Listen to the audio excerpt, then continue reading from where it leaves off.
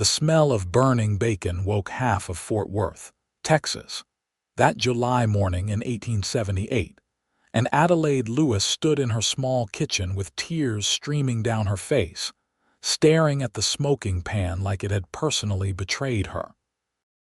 She was 23 years old, newly arrived from Boston after her father's death had left her with nothing but debts, and the deed to this ramshackle house her uncle had left her. The house was all she had in the world, and she had been determined to make a life here, away from the whispers and pitying looks back east. But right now, watching the blackened strips that were supposed to be her breakfast, she wondered if she had made a terrible mistake. Adelaide grabbed the pan handle without thinking, yelped at the heat, and dropped it. The pan clattered to the floor, sending the charred bacon skittering across the wooden boards. She pressed her burned palm against her apron and let out a frustrated sob. 3 weeks in Texas, and she had nearly burned down her kitchen at least 5 times. The neighbors had taken to keeping buckets of water near their doors, just in case. She heard a knock at her back door and quickly wiped her face. Through the window, she could see her neighbor, Mrs. Henderson, holding what looked like a basket covered with a cloth. "Adelaide, honey, I saw the smoke," Mrs. Henderson called out. "Are you all right in there?" Adelaide opened the door, trying to smile. "I am fine, Mrs. Henderson, just having a bit of trouble with breakfast." The older woman stepped inside, surveying the damage with practiced eyes. She had been kind to Adelaide since her arrival, though Adelaide suspected it was partly because she felt sorry for her. "Darling, you cannot keep on like this. You need to eat properly." "I know," Adelaide said miserably. "I just cannot seem to get the hang of it. Back home, we had a cook, and after she left, I mostly lived on bread and cheese. I never learned properly, and now—" Mrs. Henderson set the basket down on the table. "I brought you some eggs and biscuits, but Adelaide, you need to learn. What are you going to do when winter comes? You cannot survive on charity." Adelaide knew she was right. She had been trying to find work in town, but Fort Worth was still rough around the edges, and there were not many respectable positions for a single woman. She had some money from selling her father's books, but it would not last forever. She needed to be able to take care of herself, which included feeding herself. "I will keep trying," Adelaide promised, though her burned hand throbbed as she said it. Mrs. Henderson patted her shoulder. "You are a smart girl. You will figure it out. Just maybe keep a bucket of water handy while you are learning." After her neighbor left, Adelaide sat at her small table and ate the biscuits gratefully. They were fluffy and perfectly golden, nothing like the rock-hard lumps she had produced the day before. She wondered if she would ever be able to make something that did not end up either burned or raw or somehow both at once. That afternoon, she walked into town to buy more supplies, hoping to replace what she had ruined. Fort Worth was bustling with activity, cowboys driving cattle through the streets, wagons loaded with goods, and the constant sound of hammering as new buildings went up. The town was growing fast, fed by the cattle trade and the railroad that had arrived 2 years earlier. Adelaide was just leaving the general store when she collided with someone coming around the corner. Strong hands caught her arms, steadying her before she could fall. She looked up into the bluest eyes she had ever seen. "Sorry, miss," the man said, his voice deep and warm. "I was not watching where I was going."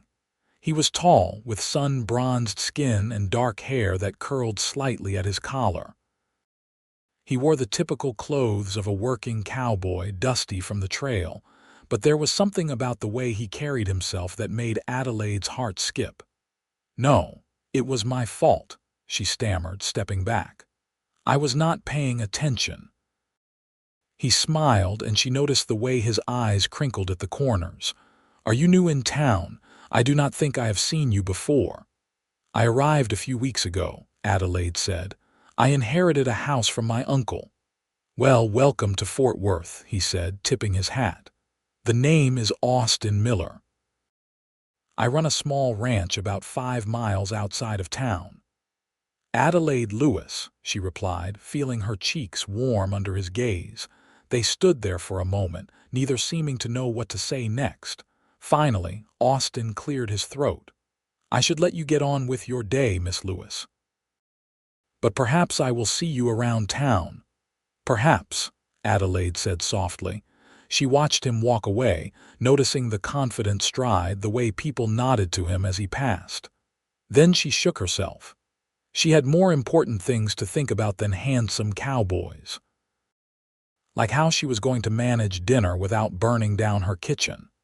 That evening, Adelaide stood in front of her stove with a cookbook she had borrowed from Mrs. Henderson and a determination to succeed. The recipe for chicken stew seemed simple enough. She just had to cut up the vegetables, brown the meat, and let it all simmer together. What could possibly go wrong? An hour later she had her answer. The chicken was somehow both burned on the outside and raw in the middle. The carrots were hard as stones. The potatoes had dissolved into mush. And the whole thing had a strange, acrid taste that made her eyes water. She was sitting at her table, staring at the pot in defeat, when another knock came at her door. She almost did not answer it, too embarrassed by her failure, but the knocking persisted. "Miss Lewis, it is Austin Miller. I was riding past and saw your lamp burning. I wanted to make sure everything was all right." Adelaide's heart sank. Of all the people to show up now, why did it have to be him? She opened the door a crack. "Everything is fine, Mr. Miller. Thank you for checking." But Austin was frowning, sniffing the air. "Something smells like it is burning." "I was just making dinner," Adelaide said, wishing the ground would open up and swallow her. "May I come in?" Austin asked gently. "I promise I am not trying to be forward. I just want to make sure you are safe." Adelaide hesitated, then opened the door wider. Austin stepped inside and his eyes went immediately to the stove, where smoke was still rising from the pot. He strode over and moved it off the heat, then opened the window to let the smoke out. "Miss Lewis," he said, turning to look at her, "are you all right?" And that was when Adelaide burst into tears. She could not help it. The stress of the past few weeks, the loneliness, the constant failures in the kitchen, it all came pouring out.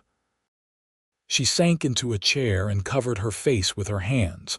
Austin looked alarmed. He stood there awkwardly for a moment, then pulled out another chair and sat down across from her. "Hey now," he said softly, "it cannot be that bad." "I am terrible at cooking," Adelaide sobbed. "I have tried and tried, and everything I make is horrible. I nearly burned down the house twice this week. Mrs. Henderson has to bring me food or I would starve. I cannot do this. I cannot survive here." She felt his hand touch her shoulder, warm and solid. "How about I take a look at what you were trying to make?" Adelaide looked up at him through her tears. "Why would you do that?" "Because you look like you could use some help," Austin said simply. "And because I happen to be a pretty decent cook. Had to learn when I started working cattle drives as a kid. No choice when you are out on the trail." He stood and walked over to the stove, peering into the pot. Adelaide watched him, expecting him to confirm that it was hopeless. Instead, he rolled up his sleeves and started rummaging through her supplies. "You have any salt, and maybe some flour?" he asked. Adelaide pointed to the shelf. Austin nodded and got to work. She watched in amazement as he salvaged what he could from her disaster, adding water and seasonings, thickening the broth, picking out the worst of the burned pieces. His movements were confident and efficient, and within minutes, the smell in the kitchen had changed from acrid to actually pleasant. "There," he said, stirring the pot. "It is not going to win any prizes, but it is edible now." Adelaide stood and looked into the pot. The stew looked completely different, the broth a rich brown, the vegetables visible but not burned. "How did you do that?" Mostly just added enough water to dilute the burned taste and some seasonings to cover what was left, Austin said, grinning. The trick is not giving up too soon. Food can be fixed more often than you would think. He ladled some of the stew into a bowl and handed it to her. Adelaide took a tentative bite. It was not the best stew she had ever tasted, but it was warm and savory and actually good. She looked up at Austin with wonder. "It is delicious," she said. "It is acceptable," Austin corrected, but he looked pleased. "You want to know the real secret to cooking?" "Please," Adelaide said eagerly.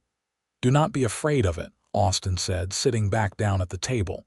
"Food is forgiving if you give it a chance. You just have to pay attention and adjust as you go, and do not walk away from a hot stove." Adelaide blushed. "I got distracted reading the recipe." "That will do it," Austin said with a chuckle. He looked at her for a moment, then said, "How about this? I could come by a few evenings a week and show you some basic recipes. Nothing fancy, just simple food that will keep you fed." Adelaide's heart leaped, but she hesitated. "I could not ask you to do that. You must be busy with your ranch." "I am," Austin admitted, "but I have to eat too. We could cook together and then we both get dinner. What do you say?" Adelaide looked into his eyes and saw only kindness there and maybe something else that made her pulse quicken. "I would like that," she said softly. "Thank you, Mr. Miller." "Austin," he corrected. "If we are going to be cooking together, we should probably use first names." "Adelaide," she replied, smiling for the first time that day. They ate the salvaged stew together, sitting at her small table while the evening light faded outside. Austin told her about his ranch, how he had bought the land 5 years ago when he was 23 and had been building it up ever since. He ran about 200 head of cattle and had 3 hired hands who helped with the work. "It is not a big operation," he said, "but it is mine. That matters to me." Adelaide told him about Boston, about her father's bookshop and how she had grown up surrounded by stories and ideas, but had never learned practical skills. "I can quote Shakespeare," she said wryly, "but I cannot fry an egg." "Shakespeare does not fill your stomach," Austin agreed, "but there is nothing wrong with learning new things. You just need someone to teach you." When he finally left that evening, Adelaide stood in her doorway and watched him ride away. She felt something stirring in her chest, something she had not expected to feel when she came to Texas. Hope, maybe, or the beginning of something even more dangerous. 2 days later, Austin returned as promised. This time he brought ingredients from his ranch, fresh eggs, milk from his cow, vegetables from his garden. Adelaide met him at the door, her hair tied back, an apron already on. "I am ready to learn," she announced. Austin grinned. "That is the spirit. Today we are going to make breakfast food. Eggs, bacon, and biscuits. The basics." He showed her how to get the pan to the right temperature before adding the bacon, how to tell when it was time to flip it. Adelaide watched intently, asking questions, and when it was her turn to try, she only burned the edges a little bit. "Much better," Austin said approvingly. "See, you are learning already." The eggs were harder. Adelaide broke the first 2 trying to crack them, getting shell everywhere. Austin patiently showed her how to tap them gently on the side of the pan and pull the shell apart with her thumbs. Her third attempt produced a perfect egg that slid into the pan without a single piece of shell. "I did it," Adelaide exclaimed, so excited that she grabbed Austin's arm without thinking. Austin looked down at her hand on his arm, then up at her face, and Adelaide suddenly realized how close they were standing. She could see the flecks of gold in his blue eyes, smell the scent of soap and leather and something uniquely him. She pulled her hand back quickly, feeling her cheeks burn. "Sorry," she muttered. "Do not be," Austin said, his voice a little rougher than before. He cleared his throat and turned back to the stove. "Now biscuits are the real test. They take a light hand." He showed her how to mix the flour and butter, how to fold in the buttermilk without overworking the dough. His hands moved with practiced ease, and Adelaide tried to copy his movements. Her first batch came out a little flat and hard, but Austin ate one anyway, chewing thoughtfully. "Not bad," he said. "Just needs more baking powder next time, and do not press down so hard when you are mixing. You want to trap air in there." They ate their slightly imperfect meal together, and Adelaide found herself laughing more than she had in months.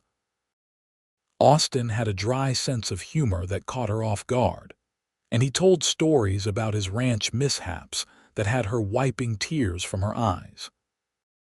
"So there I was," Austin said, "covered in mud, chasing a pig that had no intention of being caught while my hired hand sat on the fence and laughed at me. That was when I learned that you never, ever trust a pig." "Why did you have a pig?" Adelaide asked, still giggling. "Thought I would try raising them," Austin said, shaking his head. "That experiment lasted exactly 1 week. Sold the whole lot to a farmer down in Waco and stuck to cattle." As the evening wore on, they cleaned up together, washing dishes in her small sink. Their hands bumped in the soapy water, and Adelaide felt that spark again, that awareness of him that made her breath catch. "Thank you for this," she said softly. "You have been so kind." Austin dried his hands on a towel and turned to face her. "It is not just kindness, Adelaide. I enjoy spending time with you." The way he said her name made her shiver. She looked up at him, and for a moment she thought he might kiss her, but instead he stepped back, putting a respectable distance between them. "I should go," he said. "I will come by again in a couple of days." Adelaide nodded, not trusting her voice. She walked him to the door and watched him mount his horse. He looked back at her, tipped his hat, and rode off into the darkness. Over the next few weeks, Austin came by regularly. Sometimes it was to teach her a new recipe, sometimes just to check on her. Adelaide found herself looking forward to his visits more than she wanted to admit. She was getting better at cooking, too. Her bacon only burned occasionally now, and she could make a decent pot of stew without assistance. But more than that, she was falling for Austin Miller. She loved the way he laughed, the way he listened when she talked about the books she had read, the way he never made her feel stupid for not knowing how to do something. He was patient and kind, but also strong and capable in a way that made her feel safe. One evening, about 6 weeks after they first met, Adelaide decided to cook dinner entirely on her own. She planned it carefully, choosing a simple roast chicken with potatoes and carrots. She wanted to show Austin how much she had learned, to prove to him and to herself that she could do this. She started early, giving herself plenty of time. The chicken went into the oven at the right temperature. The vegetables were peeled and seasoned. She even attempted a pie for dessert, remembering Austin's instructions about keeping the butter cold for a flaky crust. Everything was going perfectly until Adelaide smelled smoke. She rushed to the oven and pulled open the door. The chicken was black on top, the drippings in the pan burning. She had forgotten to check it, distracted by working on the pie. "No, no, no," Adelaide moaned, pulling the pan out. The chicken was ruined, the skin charred beyond saving. The potatoes were hard, the carrots blackened, and she could hear Austin's horse outside. She wanted to cry. After all her practice, all her progress, she had failed again. And this time, it would be in front of Austin, who had been so patient and encouraging. She could not bear to see the disappointment in his eyes. Austin knocked on the door. "Adelaide, something smells like it is burning." She opened the door, and the words came tumbling out before she could stop them. "I am terrible at cooking. I tried to make dinner on my own, and I ruined everything. The chicken is burned, the vegetables are hard, and I cannot do this. I will never be able to do this." Austin looked at her, then at the smoking pan on the counter, then back at her. And then he started to laugh. Adelaide stared at him, hurt. It is not funny." "I am not laughing at you," Austin said, stepping inside and closing the door behind him. "I am laughing because I once burned a turkey so badly that my ranch hands would not let me forget it for a year. Everyone has disasters in the kitchen, Adelaide. It does not mean you are terrible." "But I was doing so well," Adelaide said miserably. "I wanted to show you that I could handle it on my own." Austin walked over to the counter and examined the chicken. "You know what? The inside is probably fine. Let me show you something." He got a knife and started carving the chicken. Underneath the blackened skin, the meat was white and juicy. He cut off generous slices, discarding the burned parts, and arranged them on a platter. Then he checked the vegetables. The outsides were charred, but he cut away the worst of it, leaving the softer insides. "See," he said, turning to her with a smile. "Not a total loss, and this pie looks good."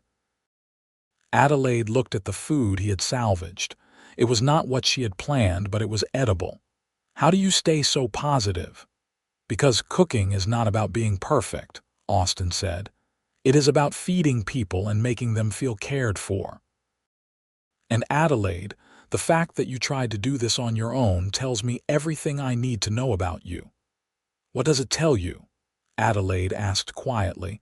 Austin set down the knife and turned to face her fully. "It tells me you are determined and brave. That you do not give up even when things get hard, that you care enough to keep trying." He stepped closer to her, and Adelaide could feel her heart pounding. "Adelaide, I need to tell you something. These past weeks, cooking with you, talking with you, I have been happier than I have been in years. You are smart and funny and beautiful, and I have been falling for you since the moment you crashed into me outside the general store." Adelaide could hardly breathe. "You have." "I have," Austin said softly. He reached out and gently tucked a stray curl behind her ear. "I know we have not known each other long, but out here, people do not waste time when they find something good. And Adelaide, you are something very good." "I have been falling for you too," Adelaide whispered. "I tried not to because it seemed too fast, too impossible. But Austin, when you are here, everything feels right, even when I burn dinner." Austin laughed and pulled her into his arms. Adelaide went willingly, resting her head against his chest and listening to his heartbeat. They stood like that for a long moment, just holding each other. Then Austin pulled back slightly and looked down at her. "May I kiss you, please?" Adelaide said. His lips met hers, gentle at first, then deeper as she responded. Adelaide had been kissed before, but never like this. This felt like coming home, like finding something she had not even known she was looking for. When they finally pulled apart, both of them were breathless. "I have been wanting to do that for weeks," Austin admitted. "I wish you had done it sooner," Adelaide said, and then blushed at her own boldness. Austin grinned and kissed her again, quicker this time. "How about we eat this dinner you worked so hard on, even if it did not turn out exactly as planned?" They sat at the table together, and Adelaide found that the food actually tasted good, better than it had any right to after her mistakes. But maybe that was because she was eating it with Austin, with this new understanding between them. "I should warn you," Adelaide said as they ate, "I am really terrible at cooking. Even with all your help, I still make mistakes all the time. If we are going to keep spending time together, you are going to have to eat a lot of burned food." Austin reached across the table and took her hand. "Adelaide, I do not care if you burn every meal from now until forever. I would rather eat your burned cooking than anyone else's perfect food, because when I eat your food, I get to be with you." Adelaide felt tears prick her eyes, but this time they were happy tears. "That might be the sweetest thing anyone has ever said to me." "I mean it," Austin said seriously. "Every word." They finished dinner, and then Austin insisted on helping her clean up. As they washed dishes together, he told her about his plans for the ranch. how he wanted to expand the herd next spring, maybe build a bigger barn. Adelaide found herself imagining being part of those plans, and the thought did not scare her as much as it probably should have. When Austin finally prepared to leave, much later than usual, he pulled her into his arms again. "Can I come by tomorrow?" "I would be disappointed if you did not," Adelaide said. He kissed her goodnight, and Adelaide stood in her doorway watching him ride away, touching her lips and smiling like a fool. The next morning, Mrs. Henderson came by with fresh milk and found Adelaide humming as she made breakfast. The eggs were only a little overdone and the biscuits were almost fluffy. "Well, someone is in a good mood," Mrs. Henderson observed with a knowing smile. "Would this have anything to do with that handsome cowboy I have seen coming around?" Adelaide could not hide her blush. "Austin and I have an understanding." "I should say so," Mrs. Henderson said, laughing. "The whole town is talking about it. Austin Miller is a good man, Adelaide, one of the best. You could do a lot worse." "I know," Adelaide said softly. "I feel very lucky." Over the following weeks, Adelaide and Austin grew closer. He came by most evenings after his work on the ranch was done, and they would cook dinner together, or sometimes he would take her riding out to his property. Adelaide fell in love with the ranch, with its wide open spaces and the cattle grazing peacefully in the fields. Austin's hired hands were respectful and kind, and they clearly thought highly of their boss. "The boys are curious about you," Austin told her one evening as they sat on his porch watching the sunset. "They have never seen me like this with anyone." "Like what?" Adelaide asked, though she thought she knew. "Happy," Austin said simply. "Really happy." Adelaide leaned her head on his shoulder. "I am happy too, happier than I thought I could be when I first came here." "Do you miss Boston?" Austin asked. Adelaide considered the question. "I miss some things. The bookshops mostly, and the ocean sometimes, but I do not miss the life I had there. Here I feel free, like I can be whoever I want to be. Even if you are terrible at cooking," Austin teased. Adelaide swatted his arm playfully. "I am getting better and you know it. I only burned dinner once this week." "That is true," Austin agreed, pulling her closer. "You are improving every day." They sat in comfortable silence for a while, watching the sky turn from orange to pink to purple. Finally, Austin said, "Adelaide, I know it has only been a few months, but I need you to know something. I love you. I think I have loved you since you collided with me on that street corner." Adelaide's breath caught. She turned to look at him, seeing the vulnerability in his eyes. "I love you too, Austin. So much it scares me sometimes." "Why does it scare you?" Austin asked gently. "Because everything good in my life has always been taken away," Adelaide admitted. "My mother died when I was young. My father lost everything. I am afraid that you is too good to last." Austin cupped her face in his hands. "Adelaide Lewis, I am not going anywhere. I am right here and I am staying right here. You are stuck with me, burned dinners and all." Adelaide laughed through her tears and kissed him.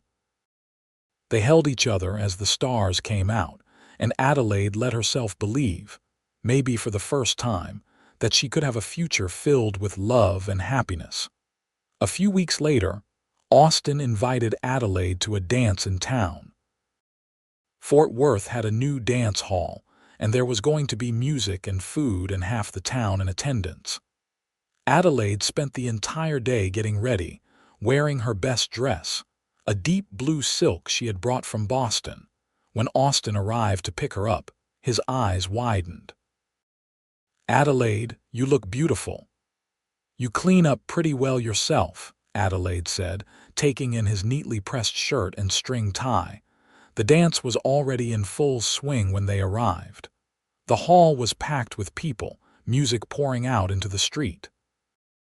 Austin led Adelaide inside, his hand at the small of her back, and immediately several people came up to greet them. Adelaide was surprised by how many people knew her name, how welcomed she felt. "You have made quite an impression on the town," Austin murmured in her ear as they made their way to the dance floor. "I hope I have not given them too much to gossip about," Adelaide said, thinking of all her kitchen disasters. "Who cares what they gossip about?" Austin said, pulling her into his arms as a waltz began. "Let them talk. I am proud to have you on my arm." Adelaide had learned to dance as a girl, and she easily followed Austin's lead. They moved together perfectly, and Adelaide felt like she was floating. Several other men asked her to dance throughout the evening, but she always found her way back to Austin, drawn to him like a magnet. During one of the breaks in the music, Adelaide went to get some punch. She was standing by the refreshment table when a woman approached her. She was beautiful with dark hair and eyes, wearing an expensive-looking green dress. "You must be Adelaide Lewis," the woman said, her tone friendly but with an edge to it. "I am Constance Wright. My father owns the bank in town." "Nice to meet you," Adelaide said politely. "I could not help but notice you dancing with Austin Miller," Constance continued. "You should know that Austin and I had an understanding last year, before you arrived." Adelaide felt a chill run through her. "I am sorry, I did not know." "Oh, it was nothing serious," Constance said with a wave of her hand.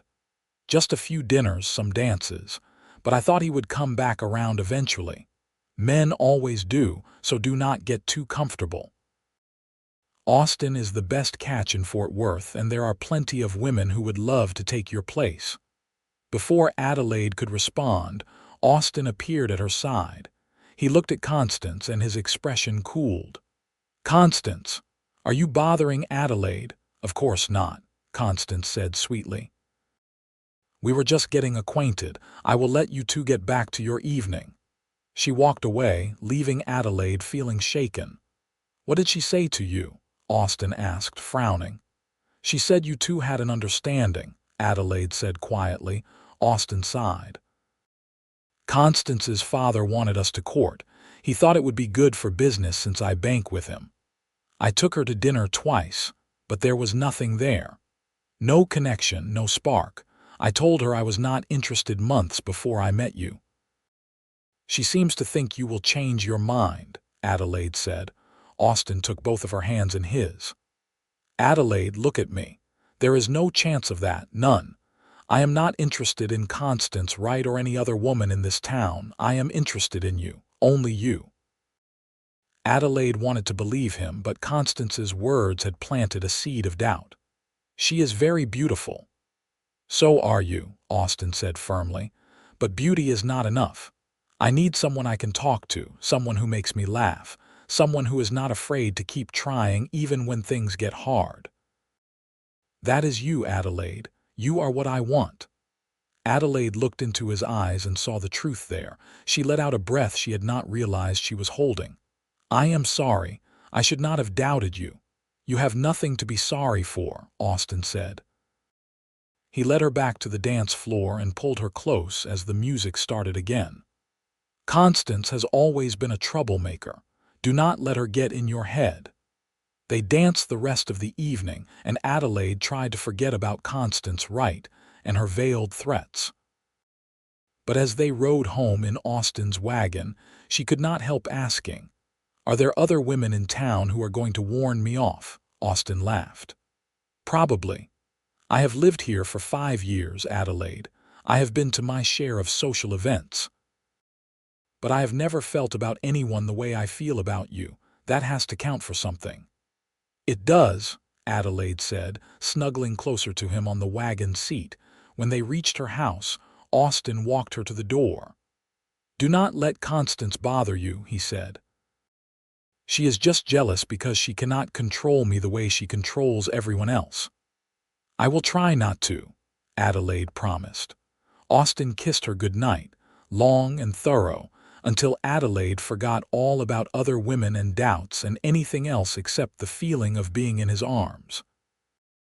The next day, Adelaide was in town buying supplies when she ran into Constance again. This time, the other woman's mask of friendliness was gone. "I hope you enjoyed your evening," Constance said coldly, "but you should know that Austin is just playing with you. He would never seriously court someone like you, a woman who cannot even cook properly, who has no family connections. You are a novelty, nothing more." Adelaide felt anger rise in her chest. "I do not know what your problem is, Miss Wright, but Austin and I are none of your business." "He was my business first," Constance snapped, "and he will be again once he realizes you are not worth his time." "That is enough," a voice said sharply. Both women turned to see Mrs. Henderson standing there, her arms crossed. "Constance Wright, you should be ashamed of yourself, acting like a jealous child. Austin made his choice clear, and it was not you. Accept it with some grace." Constance's face turned red. "This is not your concern, Mrs. Henderson. It is when you are harassing my neighbor, Mrs. Henderson said firmly. "Now run along before I have a chat with your father about your behavior." Constance shot Adelaide one last venomous look and stalked away. Mrs. Henderson turned to Adelaide with a sympathetic expression. "Do not let that girl bother you," she said. "She has been spoiled her whole life and cannot stand being told no. Austin is a grown man who knows his own mind. He chose you, and everyone in town can see why." "Why?" Adelaide asked, genuinely curious.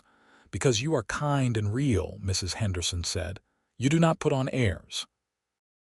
You are not afraid to admit when you do not know something.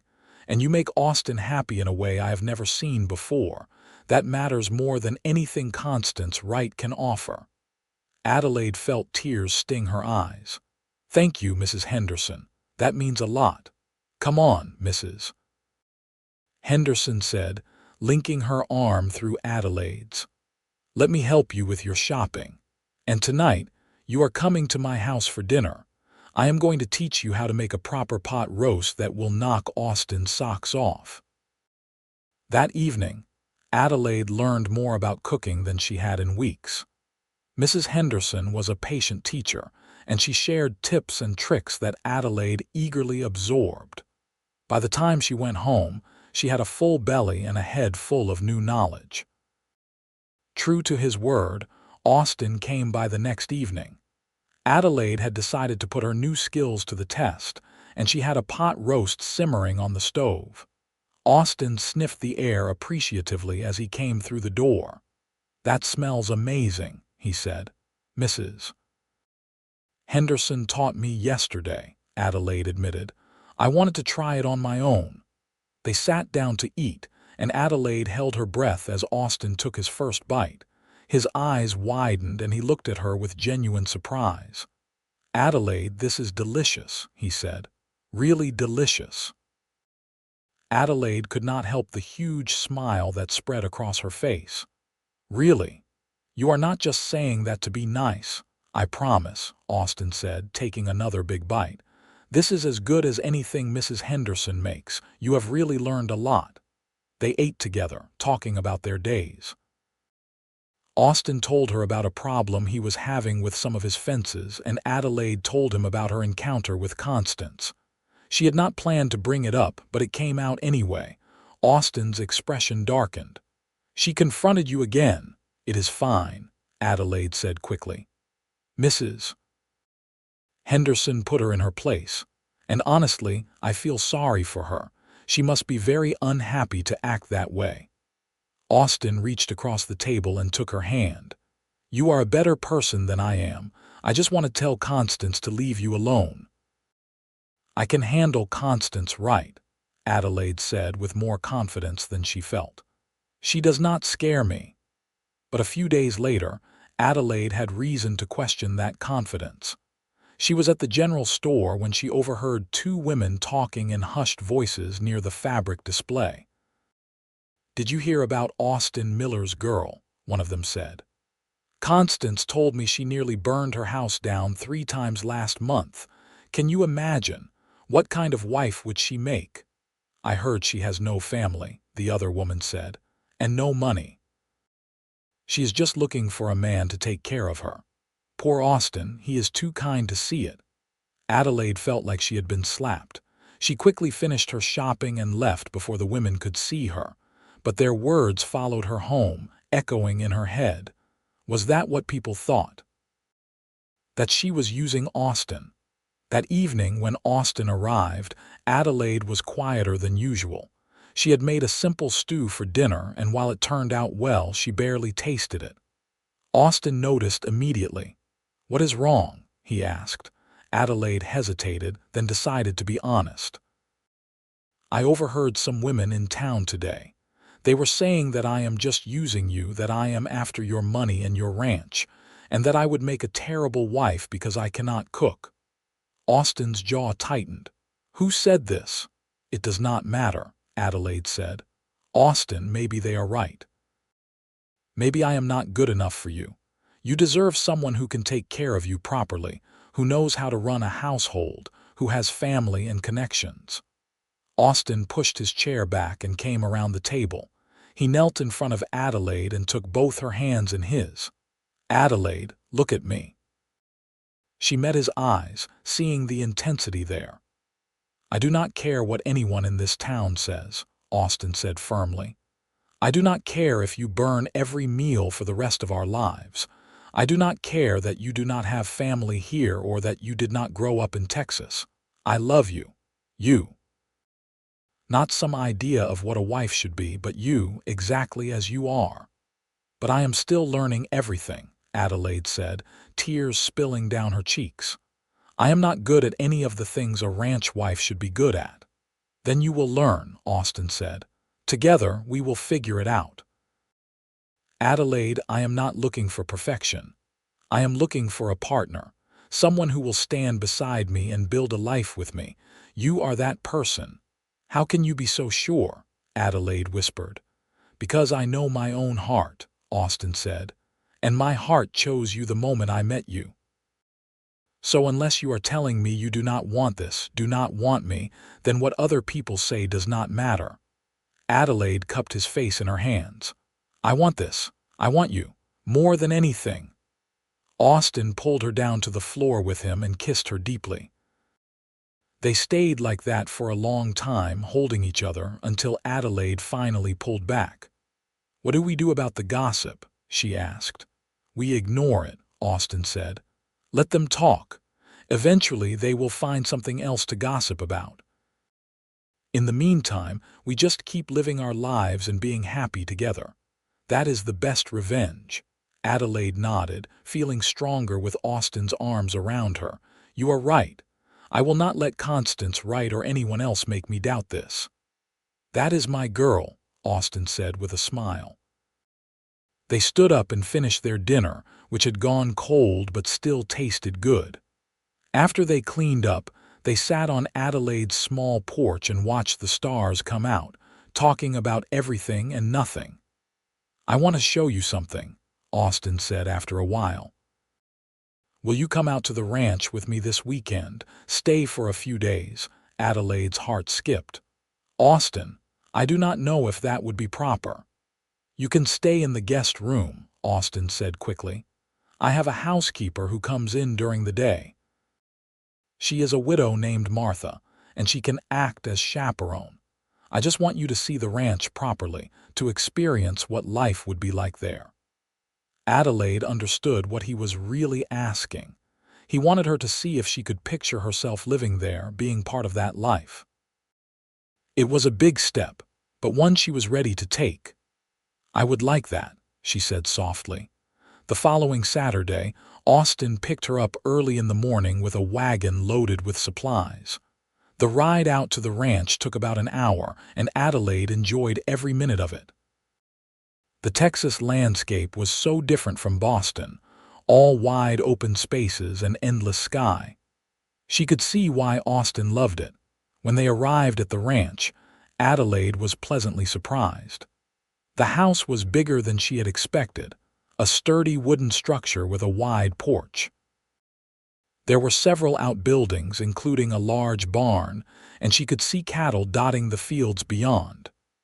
"It is wonderful," Adelaide said as Austin helped her down from the wagon. "Let me show you around," Austin said, clearly pleased by her reaction. He took her through the house first. It was simply furnished but comfortable, with a large kitchen that made Adelaide's tiny one back in town look like a closet. There was a parlor with a fireplace, 3 bedrooms, and even a small library. "You have books," Adelaide said, delighted, running her fingers along the spines. "Not as many as you probably had in Boston," Austin said, "but I like to read when I have time. Mostly ranch management stuff, but there are some novels in there too." They went outside, and Austin introduced her to his hired hands. There was Tom, a quiet man in his 30s who managed the cattle. Jack, who was barely 19 and full of energy. And Sam, an older cowboy who had been working ranches since before Austin was born. All 3 tipped their hats respectfully to Adelaide. "Miss Lewis," Sam said with a grin, "Austin has told us a lot about you. It is good to finally meet you properly." "All good things, I hope," Adelaide said. "Mostly," Jack joked, earning him a swat from Tom. Adelaide spent the day learning about ranch life. She helped feed the chickens, collected eggs, and even tried milking the cow, though she was terrible at it and ended up with more milk on herself than in the bucket. The men were patient with her, showing her the ropes without making her feel stupid. That evening, Martha the housekeeper prepared dinner. She was a cheerful woman in her 50s who clearly had a soft spot for Austin. "It is about time he found himself a good woman," Martha told Adelaide as they set the table. "I have been telling him for years he works too hard and needs someone to come home to." "He seems to love the ranch," Adelaide said. "He does," Martha agreed. "But a ranch is not the same as a family. A man needs both." After dinner, Austin and Adelaide walked out to the pasture. The sun was setting, painting the sky in shades of orange and red. They stood at the fence, watching the cattle graze peacefully. "Can you see yourself here?" Austin asked quietly. Adelaide looked around, taking in the beauty of it all. She thought about her little house in town, about the life she had been trying to build on her own. And she realized that what she really wanted was not to be on her own at all. She wanted to be with Austin, building a life together. "Yes," she said, "I can." Austin turned to face her, and she saw hope shining in his eyes. "Adelaide, I know this is fast. I know we have only known each other for a few months, but I have never been more sure of anything in my life. I love you and I want to marry you. Will you be my wife?" Adelaide felt her heart overflow. She had come to Texas expecting nothing but hardship and loneliness. Instead, she had found love and a home and a future brighter than anything she could have imagined. "Yes," she said, tears streaming down her face. "Yes, Austin, I will marry you." Austin whooped with joy and picked her up, spinning her around. When he set her back down, he kissed her thoroughly, not caring that Tom and Jack were probably watching from the barn. "You have made me the happiest man in Texas," Austin said, his forehead resting against hers. "And you have made me the happiest woman," Adelaide replied. They went back to the house hand in hand, both of them grinning like fools. Martha took one look at their faces and clapped her hands together. "Finally," she exclaimed. "I was wondering when you were going to ask her, Austin Miller. Took you long enough." "I wanted to make sure she loved the ranch," Austin said, pulling Adelaide close. "I love everything about this place," Adelaide said, "and I love him." Martha pulled Adelaide into a warm hug. "Welcome to the family, dear. We are going to get along just fine." That night, Adelaide lay in the guest room bed, too excited to sleep. She kept looking at her left hand, even though there was no ring there yet. Austin had promised to take her into town to buy one the next week. She could hardly believe this was really happening. The next morning, Adelaide woke early and found Austin already in the kitchen, making breakfast. She stood in the doorway for a moment, just watching him move around the space with easy confidence. This was going to be her life now. Mornings like this, working side by side with the man she loved. "Are you just going to stand there, or are you going to help?" Austin asked without turning around. Adelaide laughed. "How did you know I was here?" "I always know when you are near," Austin said, turning to smile at her. "Come here and help me with these eggs." They cooked breakfast together, and Adelaide only broke one yolk. Progress, she thought with amusement. They ate with Martha and the ranch hands, and Adelaide felt the warmth of belonging. These people were going to be her family now. After breakfast, Austin had to check on some fencing with Tom and Sam, so Adelaide stayed behind with Martha. The older woman taught her how to make bread, which Adelaide had never attempted before. "The trick is kneading it enough," Martha explained, demonstrating with capable hands. "You want to develop the gluten, give the bread structure." Adelaide copied her movements, pressing and folding the dough. It was hard work and her arms started to ache, but she kept at it. When the bread finally went into the oven, Martha nodded approvingly. "You are a quick learner," she said. "Austin said you were having trouble with cooking when you first arrived." "That is putting it mildly," Adelaide admitted. "I nearly burned down my house trying to make bacon," Martha laughed. "We have all had our disasters in the kitchen. The important thing is that you keep trying. And from what Austin tells me, you have come a long way." "He has been patient with me," Adelaide said softly. "That is because he loves you," Martha said. "And when you love someone, their struggles become your struggles. Their victories become your victories. That is what marriage is, dear. Supporting each other through everything." When the bread came out of the oven, golden and perfect, Adelaide felt a surge of pride. She had made bread, real, actual bread that looked like it was supposed to. "Austin is going to love this," Martha said, cutting them each a slice. The bread was still warm, and Adelaide spread butter on hers, watching it melt. She took a bite and nearly moaned. It was delicious, crusty on the outside and soft on the inside. "I made this," she said in wonder. "You did," Martha confirmed, "and you will make many more." "Welcome to ranch life, Adelaide. It is a lot of work, but it is good work." Adelaide spent the rest of the weekend learning as much as she could. Martha taught her how to do laundry, how to preserve food, how to manage a household on a ranch. It was overwhelming, but Adelaide soaked up every bit of information like a sponge.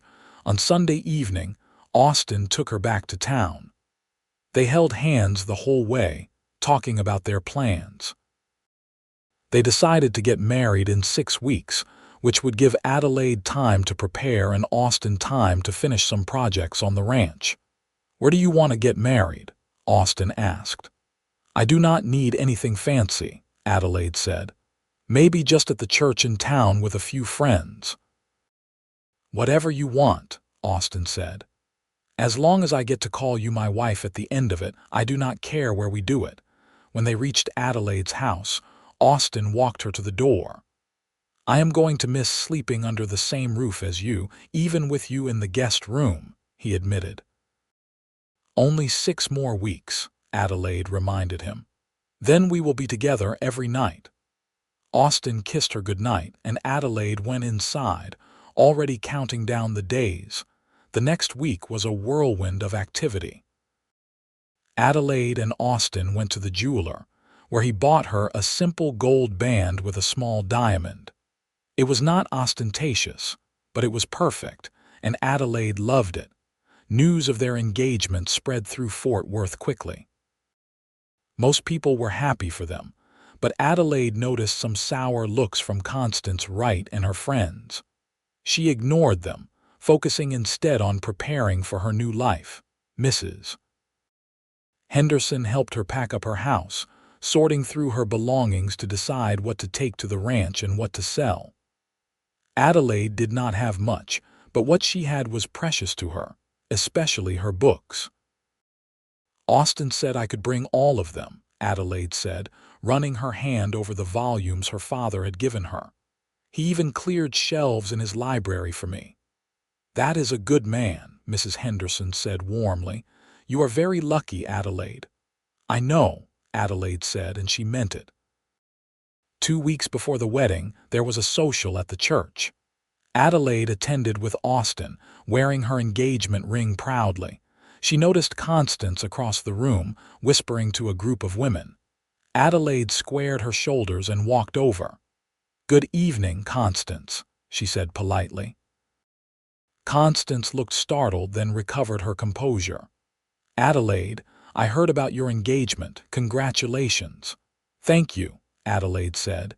She took a deep breath and decided to be the bigger person. "I hope there are no hard feelings between us.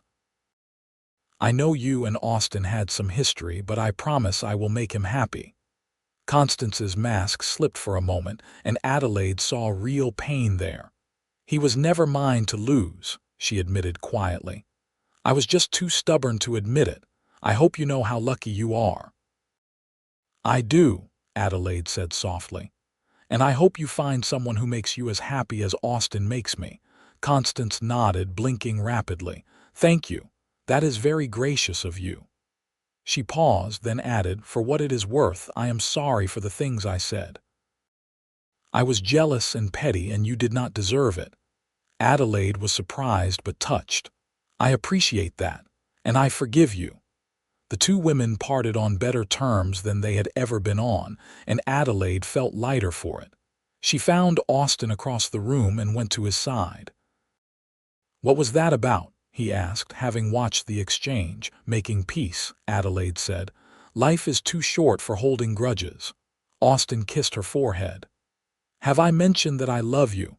"Not in the past hour," Adelaide teased. "Well, I do," Austin said. "Very much." The weeks before the wedding flew by. Adelaide practiced cooking every day, determined to be able to feed her husband properly.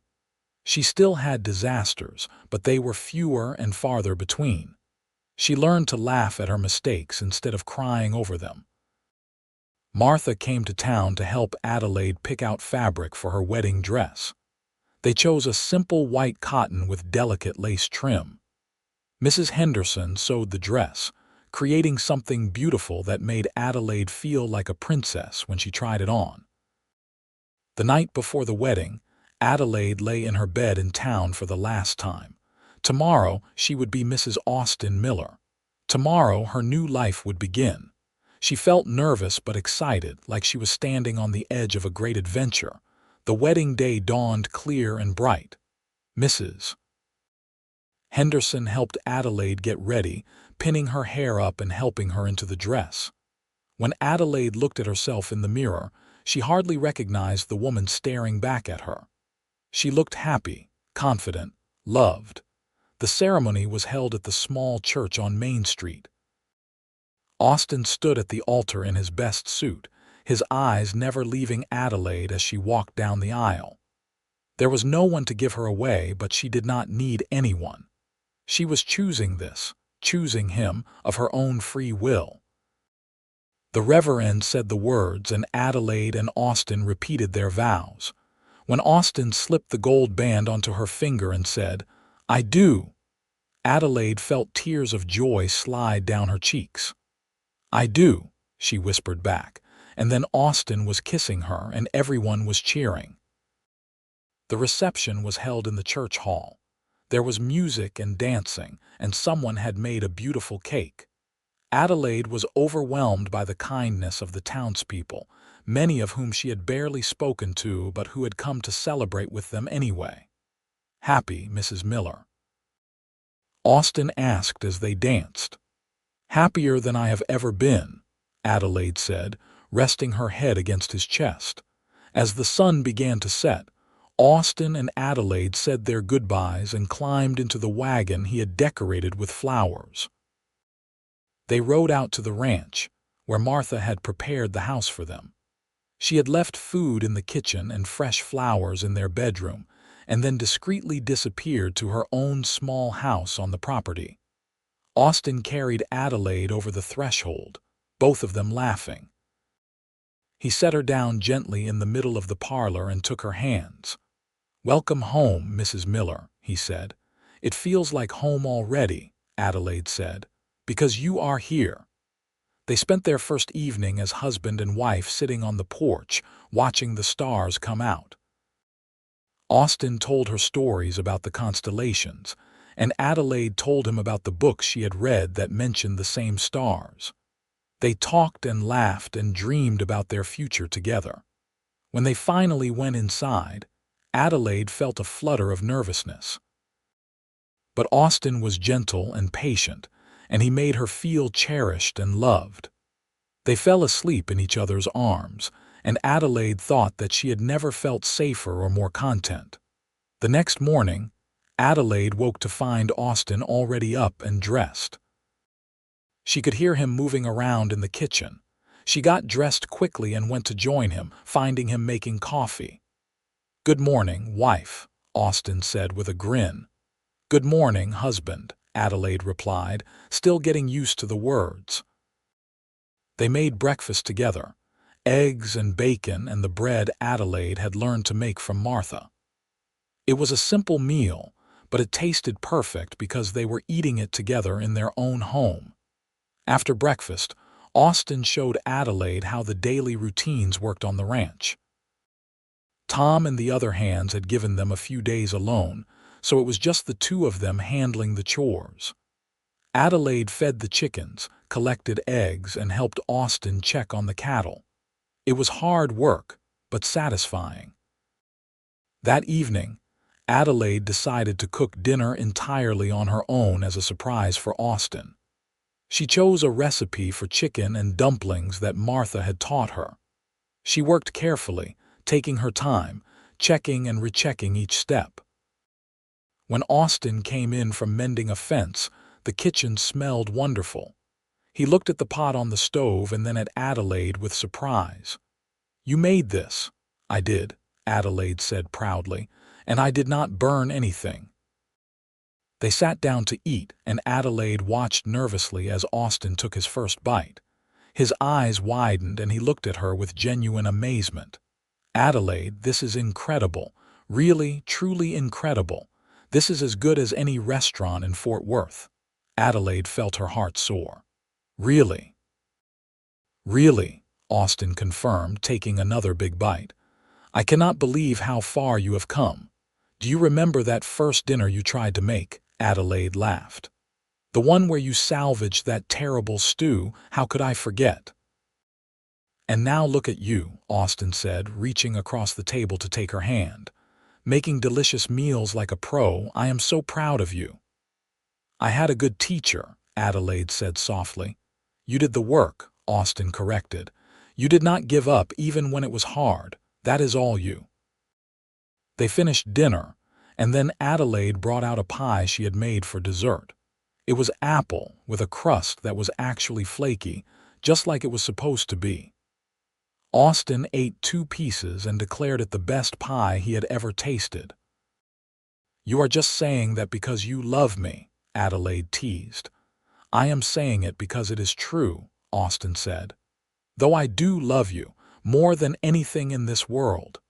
As they cleaned up together, Adelaide reflected on how much her life had changed. Just a few months ago, she had been alone and scared, burning bacon in her tiny kitchen in town. Now she was married to a wonderful man, living on a beautiful ranch and actually able to cook a decent meal. It felt like a miracle. Over the following weeks, Adelaide settled into ranch life. She learned the rhythms of the place, the daily tasks that needed doing, the way the seasons affected the work. She made friends with Martha and the ranch hands, and she slowly became comfortable with her role as the lady of the house. She still had disasters in the kitchen occasionally. There was the time she forgot about a pot on the stove and burned dinner so badly that they had to open all the windows. And the time she confused salt and sugar in a cake recipe, producing something inedible. But these failures were rare now, and when they happened, Austen just laughed and helped her fix it or suggested they eat leftovers. I am terrible at cooking, Adelaide warned him after one particularly bad attempt at frying chicken. Austin looked at the burned pieces and then at her worried face. Without hesitation, he picked up a piece and took a big bite. He chewed thoughtfully, then reached for another piece. Austin, you do not have to eat that, Adelaide protested. I know it is bad. It is not that bad, Austin said, though Adelaide could see him struggling with the burned taste. And even if it was, I would eat it anyway, because you made it for me. That is crazy, Adelaide said, but she was smiling. Maybe, Austin agreed, but I would rather eat your worst cooking than anyone else's best, because when I eat your food, I know it was made with love. And that matters more than whether it is perfect. Adelaide felt tears sting her eyes. How did I get so lucky to find you? I am the lucky one, Austin said, pulling her into his arms. I got a smart, beautiful, determined woman who is not afraid to keep trying. What more could a man ask for? They held each other in the kitchen, surrounded by the smell of burned chicken, and Adelaide thought that she had finally found where she belonged. As summer turned to fall, Adelaide discovered she was pregnant. She told Austin one evening as they sat on the porch watching the sunset. He was quiet for a moment, and then he let out a whoop of joy that probably scared the cattle. We are having a baby, he said, picking her up and spinning her around. We are having a baby, Adelaide confirmed, laughing. Austin set her down gently, suddenly worried. Should I not have done that? Can I hurt you? I am fine, Adelaide assured him. The baby is fine. Everything is fine. They spent the evening talking about names and nurseries and all the things they needed to prepare. Austin was beside himself with excitement, already planning to build a bigger house so their child would have plenty of room to grow. Martha was thrilled when she heard the news. She immediately started knitting baby clothes and giving Adelaide advice about pregnancy and childbirth. Mrs. Henderson came out from town to visit and brought a basket of supplies. I knew it, she said, hugging Adelaide. I could see it in your face last week, that glow. Adelaide felt her life was almost too perfect. She was married to a man she loved deeply, living in a place she had come to call home, and now they were going to have a baby. It was everything she had never dared to dream of back in Boston. Winter came, and Adelaide's belly grew. She could no longer help with the heavier ranch work, but she took over more of the cooking and household management. She had become quite good at cooking now, able to produce meals that the ranch hands looked forward to. She even started experimenting with new recipes, creating dishes that became favorites. One evening, she made a special dinner for Austin's birthday. There was roast beef, potatoes, fresh bread, and a chocolate cake for dessert. Austin ate everything with obvious enjoyment, complimenting every dish. Remember when you told me you were terrible at cooking, he said as they sat together after dinner. I was terrible at cooking, Adelaide corrected. But you are not anymore, Austin said. You are actually really good at it now, and you know what? Even when you were terrible, I loved eating with you, because it was not really about the food, it was about being with you. You ate some truly awful things those first few months, Adelaide said, shaking her head. I did, Austin agreed cheerfully, and I would do it again. Because loving someone means accepting all of them, even the burned bacon. I have not burned bacon in months, Adelaide pointed out. I noticed, Austin said with a grin. I am a little disappointed, honestly. I was getting used to the excitement. Adelaide laughed and threw a dish towel at him. He caught it and pulled her into his arms, careful of her belly. I love you, Adelaide Miller, he said seriously. More today than yesterday and more tomorrow than today. I love you too, Adelaide whispered. Thank you for seeing more in me than I saw in myself. Thank you for being patient while I learned. Thank you for eating everything I made, no matter how terrible it was. Always, Austin promised. For the rest of our lives, in early March, Adelaide went into labor.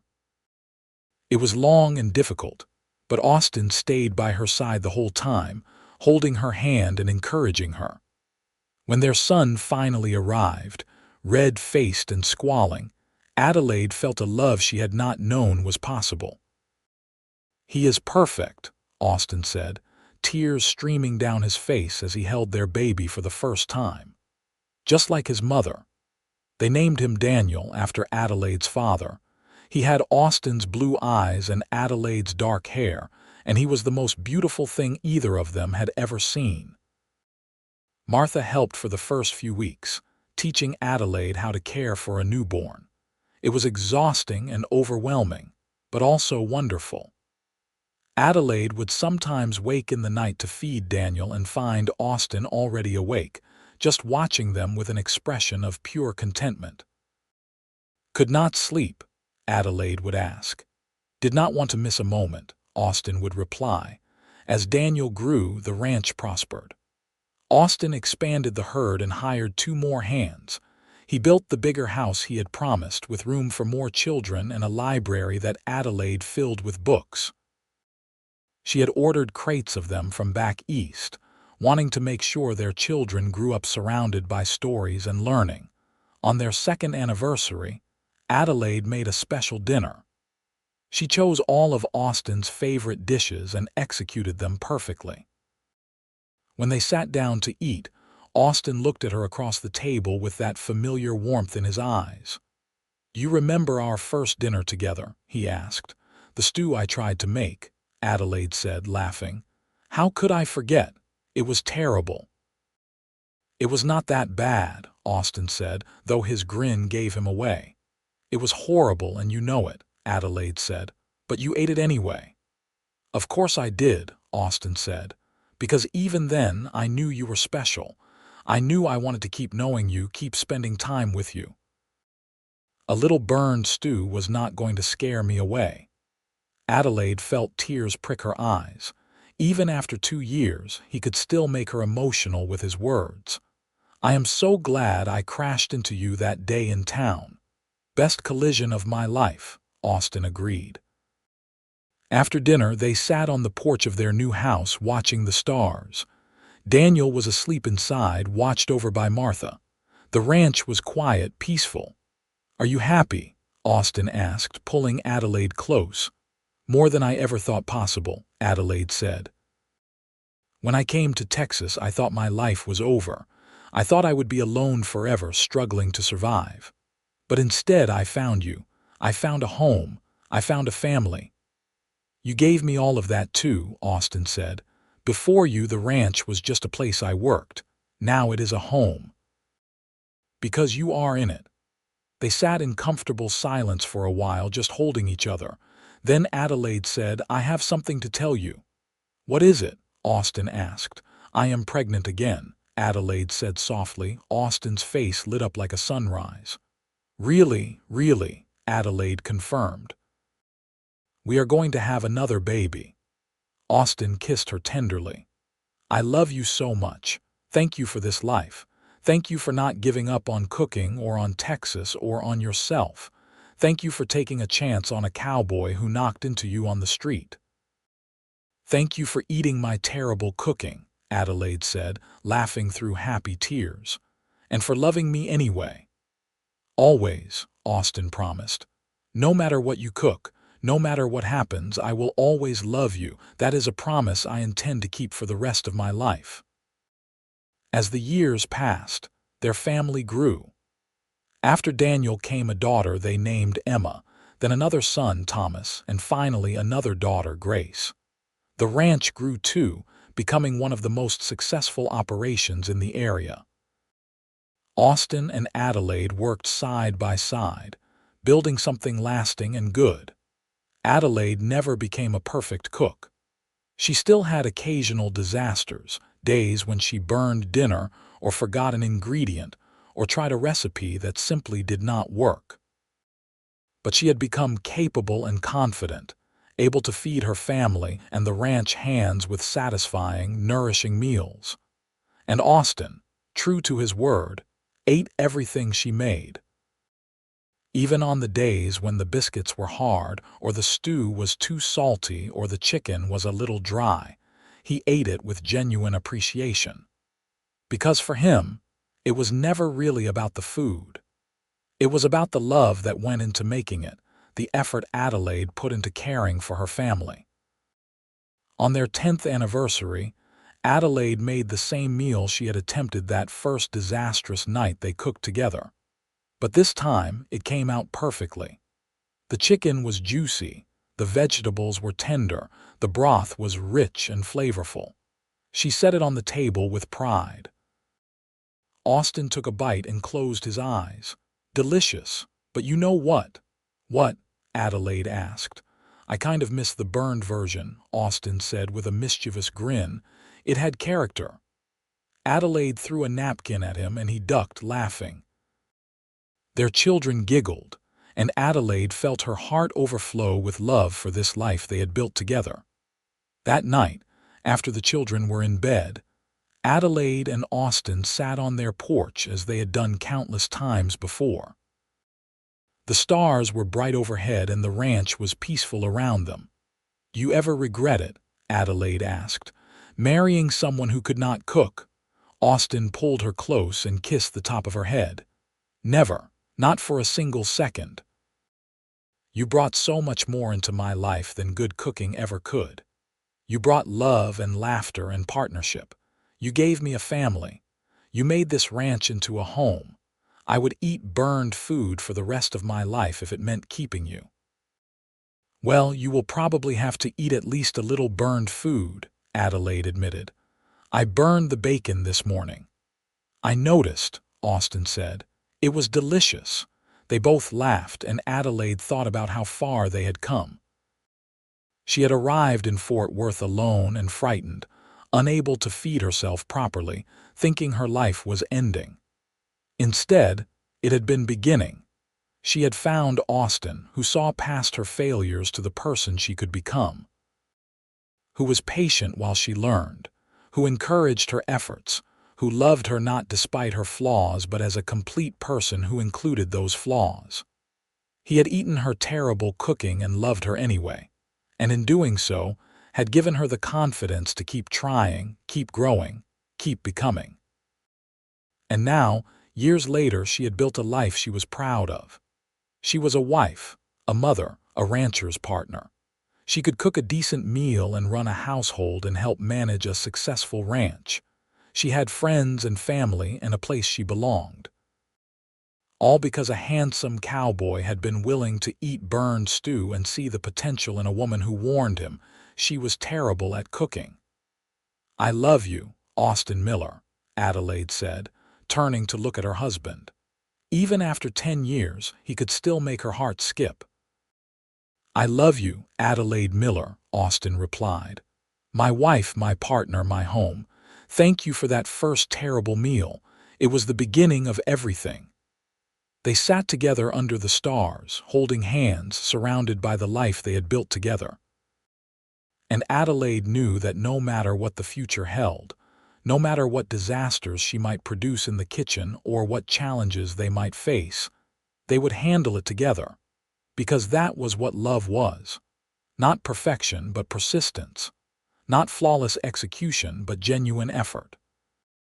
Not avoiding mistakes, but forgiving them and moving forward together. Austin had taught her that, one burned meal at a time, and she would spend the rest of her life grateful that he had been willing to eat everything she made and love her anyway.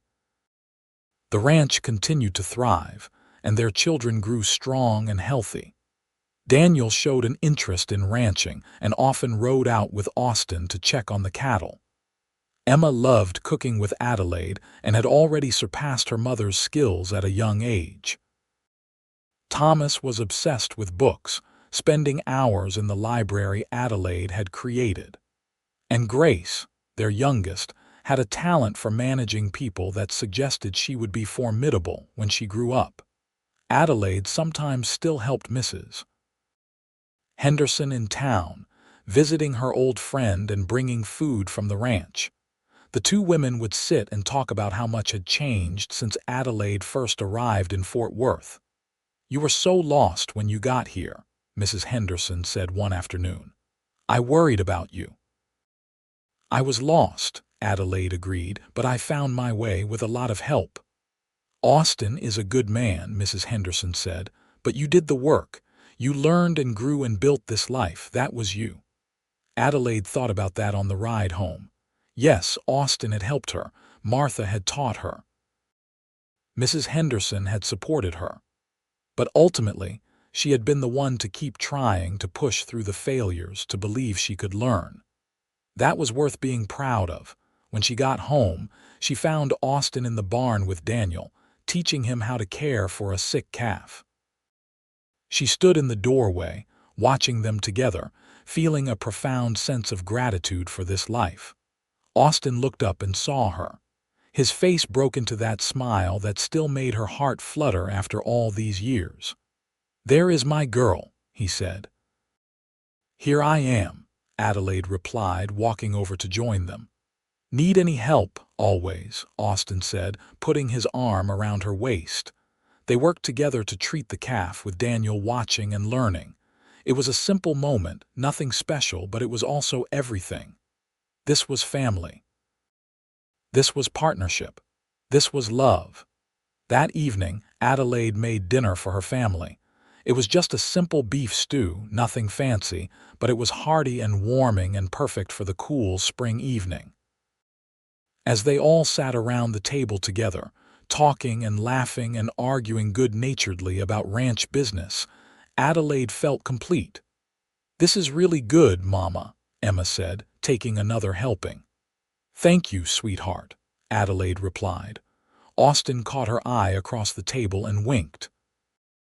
She knew what he was thinking.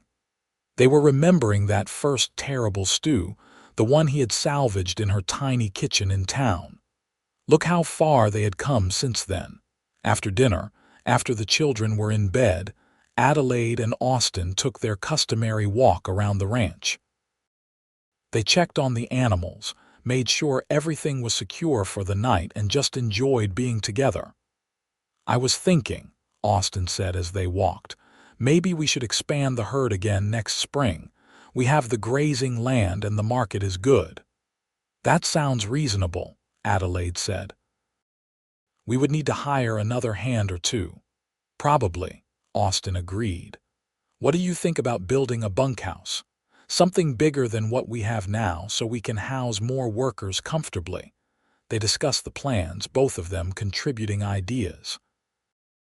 This was how they made decisions now together, as equal partners. Adelaide's opinion carried as much weight as Austin's, and they had learned to trust each other's judgment. "We make a good team," Austin said as they headed back to the house. "We do," Adelaide agreed. "I never thought I could be a ranch wife, but here I am." "Here you are," Austin confirmed, "and you are wonderful at it." Inside, they got ready for bed. Adelaide brushed her hair while Austin checked the locks on the doors and windows. These little rituals of their life together were precious to her. The everyday moments that built a marriage. As they lay in bed, Austin pulled her close. "I am a lucky man," Adelaide Miller. "I am a lucky woman," Adelaide replied. "Do you remember when you warned me you were terrible at cooking?" Austin asked. Adelaide groaned. "Are we ever going to stop talking about that?" "Probably not," Austin said cheerfully. "It is one of my favorite memories. You were so worried that I would run away because you could not make a proper meal." "I was worried," Adelaide admitted. "I thought no man would want a wife who could not cook." "Shows what you know," Austin said, kissing her forehead. "I wanted you before I knew anything about your cooking skills, and I would have wanted you even if you never learned to boil water, because you are you. That is what matters." "You ate so many terrible meals in those first few months," Adelaide said, shaking her head.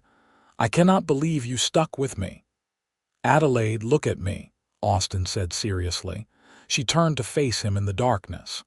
"I did not stick with you despite your bad cooking." "Your cooking was never the point." I stuck with you because you were brave enough to keep trying, because you did not give up on yourself, because you made me laugh and think and feel things I had never felt before. The food could have been terrible forever, and I still would have married you." "I love you," Adelaide whispered, tears slipping down her cheeks. "Thank you for seeing me when I could not see myself." "Always," Austin promised, "for the rest of our lives." They fell asleep wrapped in each other's arms, secure in the love they had built together. And outside, the ranch slept peacefully under the Texas stars, a testament to what two people could create when they believed in each other. Years continued to pass, bringing changes and challenges.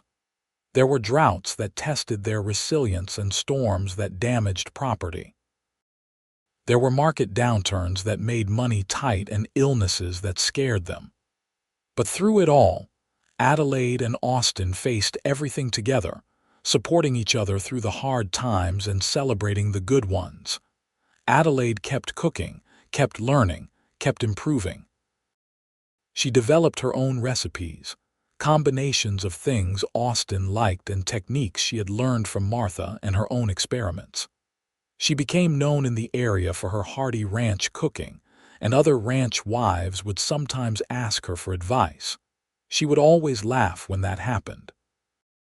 "If you had told me 10 years ago that people would ask me for cooking advice, I would have thought you were crazy," she told Martha once.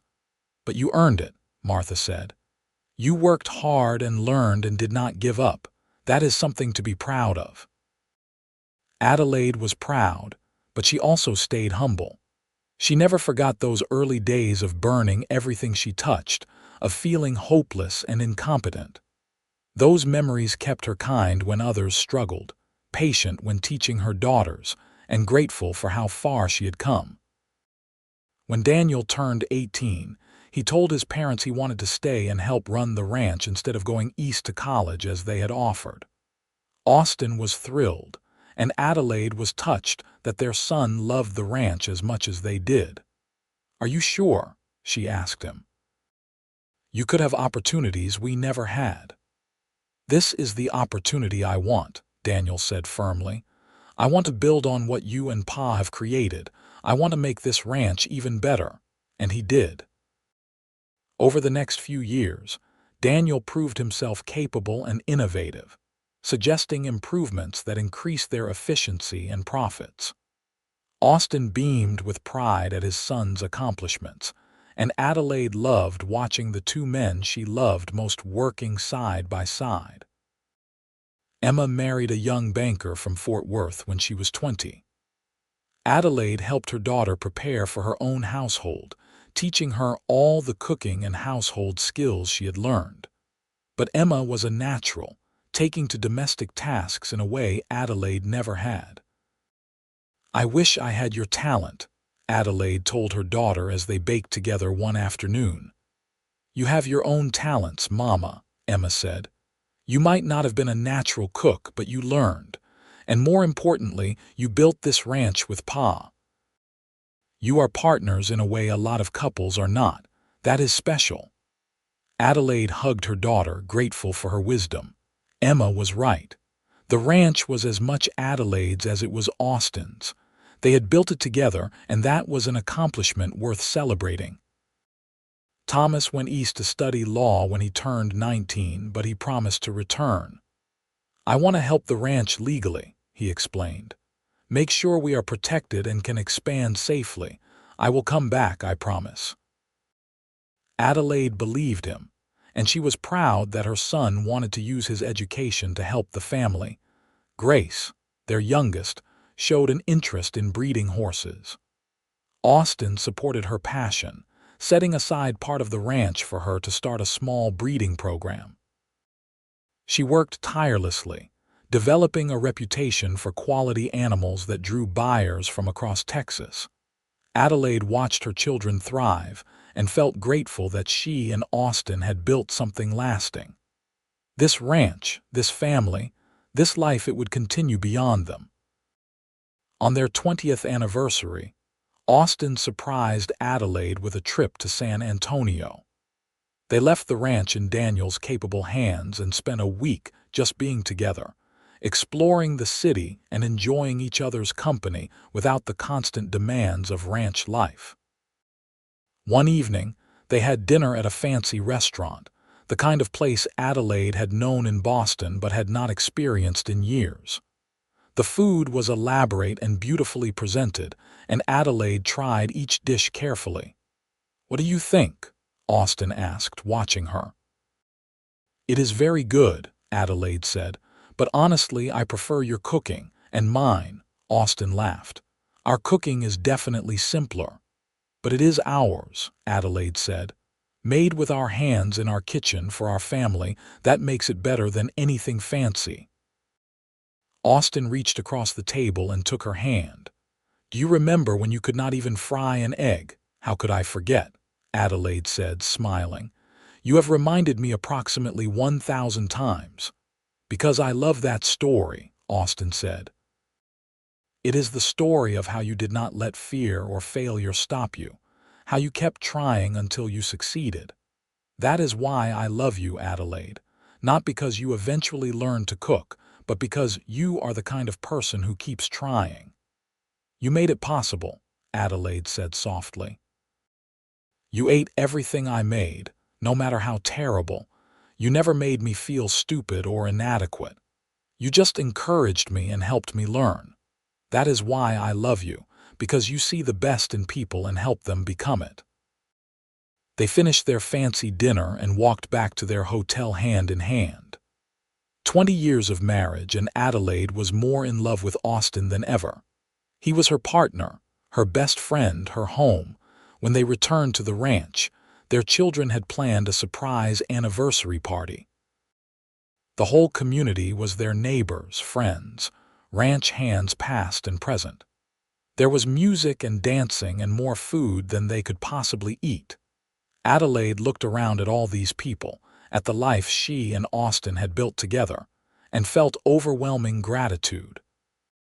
She had come to Texas with nothing, knowing nothing, capable of nothing, and she had become this: a wife, a mother, a rancher, a valued member of the community. "Speech," someone called out, and others joined in. Austin looked at Adelaide with raised eyebrows, and she nodded. They stood together, his arm around her waist. "Thank you all for coming," Austin said. 20 years ago, I married the best thing that ever happened to me. Adelaide has made me happier than I deserve and given me a life beyond my wildest dreams. She is my partner in everything, and I thank God every day that she crashed into me on that street corner." People laughed and applauded. Austin looked at Adelaide, silently asking if she wanted to speak. She had not planned to, but suddenly she wanted to share something. "When I first arrived in Fort Worth," Adelaide began, her voice shaking slightly, "I could not cook. At all. I burned everything. I nearly burned down my house multiple times, and I was convinced that no one would ever want me because of it." She felt Austin squeeze her waist encouragingly. But Austin did not care. He ate my terrible cooking and loved me anyway. He taught me and encouraged me and never made me feel less than. He showed me that love is not about perfection. It is about accepting someone completely and helping them grow. That is the greatest gift anyone has ever given me. So thank you, Austin, for 20 years of love and partnership, and thank you all for being part of our lives. There was not a dry eye in the place as people applauded. Mrs. Henderson came up and hugged Adelaide tightly. "I am so proud of you, dear. Look how far you have come." The party continued into the evening, and Adelaide danced with Austin under the stars, surrounded by their children and their friends.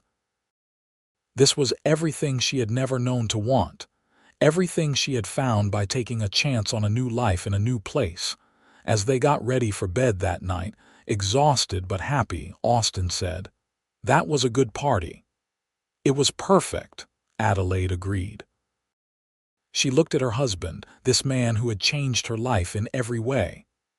"Austin, do you ever wonder what your life would have been like if I had not crashed into you that day?" "Sometimes," Austin admitted, but I do not dwell on it.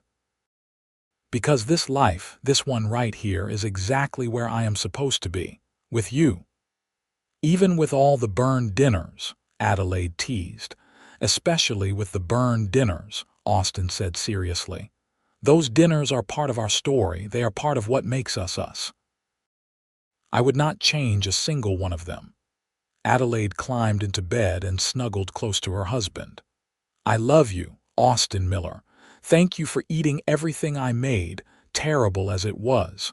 Thank you for loving me when I could not love myself. Thank you for building this life with me. I love you, Adelaide Miller, Austin replied. Thank you for not giving up. Thank you for becoming my partner. Thank you for making me the happiest man in Texas. They fell asleep holding each other, and Adelaide dreamed of all the years still to come. More meals to cook, more challenges to face, more memories to create. And through it all, Austin would be there, eating whatever she made and loving her always. The years continued their steady march forward. Adelaide and Austin grew older, their hair graying, their faces showing the marks of a life well lived. The ranch prospered under Daniel's management, with Austin stepping back but still involved in the day-to-day decisions. Adelaide spent more time with her growing number of grandchildren, teaching them to cook and telling them stories about their grandfather. Tell us about when you could not cook, Grandma, the children would beg, and Adelaide would laugh and share the stories of her early disasters. The children found them hilarious, but Adelaide made sure they understood the real lesson. The point is not that I was bad at cooking, she would tell them. The point is that I did not give up. When something is hard, you keep trying. That is how you grow. When Adelaide turned 50, she looked back on her life with deep satisfaction. She had learned so much, grown so much, accomplished so much. And through it all, Austin had been beside her, encouraging her, believing in her, loving her. One quiet evening, after a particularly good dinner that Adelaide had prepared without any disasters, they sat on their porch as they had done thousands of times before. You know, Austin said thoughtfully, I do not think I have eaten burned food in years. Probably not, Adelaide agreed. I've gotten pretty good at this cooking thing. You have, Austin confirmed, but I have to tell you something. What is that? Adelaide asked. I kind of miss those early days, Austin said with a grin, when every meal was an adventure. I never knew if I was going to end up with something edible or something I had to choke down out of politeness. Adelaide laughed and swatted his arm. You are impossible. I am serious, Austin said, though he was still smiling. Those days were special. You were learning, growing, becoming who you are now. I got to be part of that. I would not trade those burned dinners for anything. Adelaide looked at her husband, this man who had seen her at her worst and loved her through it, who had eaten her terrible cooking and encouraged her to keep trying, who had built a life with her that was richer than any fancy meal. I love you, she said simply, for eating everything I made, for loving me when I was terrible at cooking, for loving me always. I love you, Austin replied, for trying even when it was hard, for not giving up on yourself or on us, for making me the luckiest man alive. They sat together as the sun set over the ranch they had built together, holding hands as they had for more than 30 years now. And Adelaide thought about that first dinner, that terrible stew that Austin had eaten anyway. That was when she had known he was special, when she had first glimpsed the possibility of love. From that one burned meal had grown everything. A marriage, a family, a ranch, a life. All because a cowboy had been willing to eat terrible food and love the woman who made it. Thank you, Adelaide whispered into the gathering darkness. For what? Austin asked. For everything, Adelaide said. For all of it. Every moment, every meal, every day we have had together. Thank you. Austin pulled her close and kissed her forehead. No, thank you. You gave me a life worth living. You are everything I never knew I needed." They stayed on the porch until the stars came out, talking and dreaming and remembering. And when they finally went inside, Adelaide knew with absolute certainty that she had found her place in the world. Not despite her failures, but because of them. Not in spite of her struggles, but through them. She had been terrible at cooking, and Austin had eaten everything and loved her anyway. And that love had transformed everything, had given her the courage to keep trying, to keep growing, to become the woman she was meant to be. It was the best story she knew, the story of her life. And she would not change a single burned dinner, a single moment of it. Because every part of it, the failures and the successes, the disasters and the triumphs, had led her here. To this life, this love, this home, and that was more than enough. It was everything. Many more years passed in happiness and contentment. Austin and Adelaide grew old together, watching their grandchildren become adults, seeing the ranch continue to thrive under multiple generations. They had built something that would last long after they were gone, a legacy of hard work and love and partnership. Adelaide never did become a perfect cook, even after decades of practice. She still occasionally burned things or forgot an ingredient or tried a recipe that simply did not work. But it happened rarely now, and when it did, she and Austin would laugh about it and make something else. Still terrible at cooking, Austin would tease even when he was in his 70s. Still eating everything I make, Adelaide would counter. Always, Austin would promise. And he meant it. On their 50th wedding anniversary, their entire family gathered at the ranch. It was a huge celebration, with children and grandchildren, and even a few great-grandchildren running around. Adelaide looked at all these people, all descended from that one collision on a Fort Worth street corner so many years ago, and felt profound gratitude. Daniel, now running the ranch successfully with his own sons, gave a toast. "To my parents, who showed me what real partnership looks like, who taught me that love is not about perfection but about commitment, who built something lasting and good that has blessed multiple generations.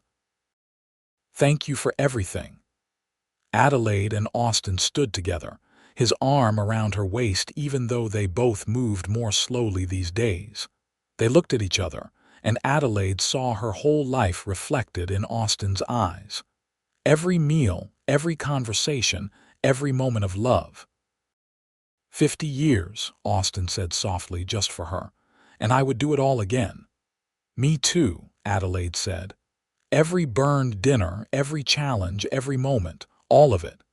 They kissed and their family cheered, and Adelaide thought that this was what a life well lived looked like. Not perfect, but real. Not without struggles, but full of love. As the party wound down and the evening grew late, Adelaide and Austin found themselves alone on their porch once again.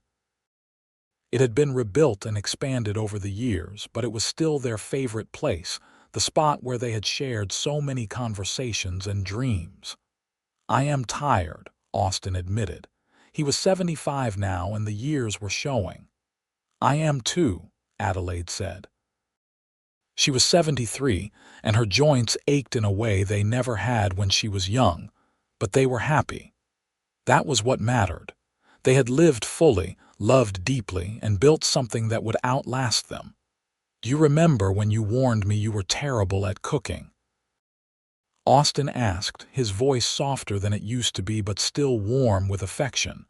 "Of course I remember," Adelaide said. "It was one of the first things I said to you.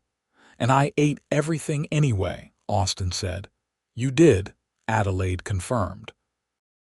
"You ate every terrible meal I made and you never complained. You just helped me learn." "Because I loved you," Austin said simply. "From almost the beginning I loved you. The cooking did not matter." "It mattered to me," Adelaide said. "Because it represented everything I could not do, everything I felt inadequate about. And you showed me that those things did not define me. You taught me that I could learn, grow, become capable. You believed in me when I could not believe in myself." They sat in comfortable silence, holding hands as they had for 50 years. The ranch was quiet around them, peaceful and prosperous. Their family was healthy and happy. They had built a good life together. "I love you, Adelaide Miller," Austin said. "I have loved you for 50 years, and I will love you for whatever time we have left. You are the best decision I ever made."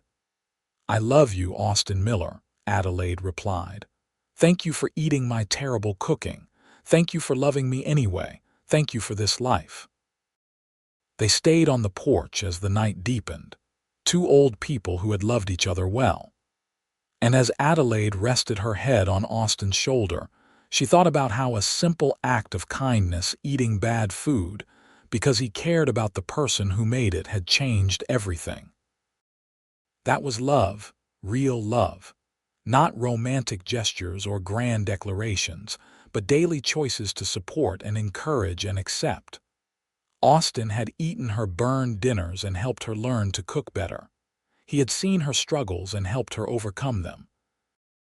He had loved her not despite her flaws, but as a complete person who included those flaws. And Adelaide had done the same for him, supporting him through drought years and market crashes, helping him expand the ranch, being his partner in every sense of the word. They had built this life together, brick by brick, meal by meal, day by day. It was not a perfect life. There had been struggles and losses and hard times, but it was a good life, a life filled with love and purpose and meaning. And it had all started with a cowboy willing to eat terrible cooking, and a woman brave enough to keep trying. As the stars wheeled overhead, bright and eternal, Adelaide and Austin sat together on their porch. And they were content, knowing that they had lived and loved well, that their story would continue in their children and grandchildren, that what they had built together would last. "I am terrible at cooking," Adelaide had warned all those years ago. And Austin had eaten everything and loved her anyway. It was, Adelaide thought as she drifted off to sleep in her husband's arms, the beginning of the best love story she could have imagined. And she would be grateful for it, for him, for all of it, for the rest of her days. The end came peacefully for both of them, many years later. Austin went first, passing quietly in his sleep at the age of 82. Adelaide held his hand and told him she loved him one last time, grateful for every moment they had shared. She lived another 3 years without him, surrounded by her family, still cooking meals for her children and grandchildren. And when it was her time, she went peacefully too, dreaming of a young cowboy who had eaten her terrible cooking and loved her anyway. They were buried together on a hill overlooking the ranch they had built, under the wide Texas sky they had loved. And their descendants, for generations to come, would tell the story of Adelaide and Austin Miller, the woman who could not cook and the man who loved her anyway. The couple who had built an empire from burned dinners and patience and love. It was a story worth telling, a legacy worth leaving. And it all began with one simple truth. Real love means accepting someone completely and helping them become their best self, even if it means eating a lot of burned bacon along the way.